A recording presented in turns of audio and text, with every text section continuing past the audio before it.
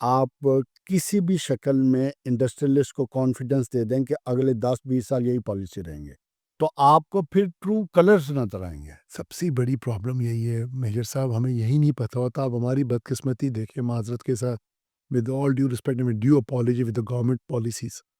अब ये देखें, हमें 3 महीने बाद पता लगता है कि हमारे पास कोई ना कोई सेस लग के आ रहा है पिछले 3 महीनों का। कोई बिजली के हिडन कोई लॉसेस है वो हमें अगले महीनों में आ रहे हैं।